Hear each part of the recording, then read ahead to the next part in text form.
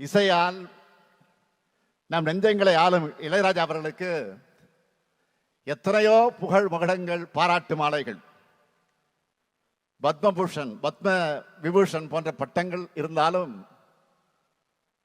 அவருக்கென, அவருடைய ஆற்றலுக்கென பொருந்தி அவருடைய என்றைக்கும் பயணிக்கிற பட்டம்தான் முத்தமிழறிஞர் கலைஞர் அவர்களால் வழங்கிய இசைஞானி பட்டம்.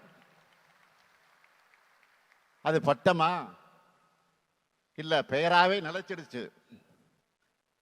இசைஞானி அவர்களின் உயரங்களை பார்த்து பெருமைப்பட்ட தலைவர் கலைஞர் அவர்கள் இசைஞானி அவர்கள் வழங்கின மரியாதை யாருக்கும் தராத மரியாதை. வரலாற்றில் எத்தனையோ மாமனிதர்கள்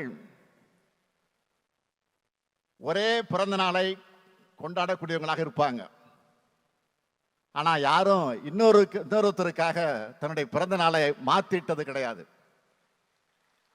ஆனால் இசைஞானி அவர்கள் தலைவர் கலைஞருக்காக தன்னுடைய பிறந்த நாளை ஜூன் 2ஆம் நாளாக மாத்திக்கிட்டார். அந்த வகையில் உள்ளத்திலேயும் ராஜாவாக உயர்ந்து நிற்கிறார் இசைஞானி அவர்கள்.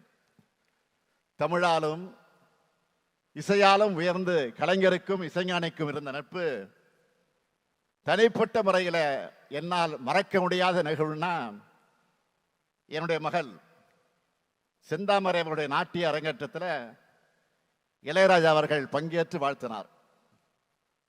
அந்த நட்போடு அவர் லண்டன்ல சிம்போனி அரங்கேற்றம் பண்ண போறாருன்னு செய்தி வந்த உடனே அவருடைய வீட்டுக்கு முதல் ஆளா சென்று என்னுடைய பாராட்டுக்களை, வாழ்த்துக்களை தெரிவித்தேன். ராஜா அவர்களும் சிம்போனி சாதனையை நிறைவேற்றின வெற்றி களிப்போடு என் வீட்டுக்கு வந்து என்னை பார்த்தார். இந்த அன்புக்கு நான் என்றைக்கும் கட்டுப்பட்டவன், கடமைப்பட்டவன். அந்த அன்போடு சொல்றேன், இது இசைஞானி இளையராஜாவுக்காக நடத்தக்கூடிய பாராட்டு விழா மட்டுமல்ல, உங்களுக்கு நாங்க எல்லோரும் நன்றி தெரிவிக்கக்கூடிய விழா.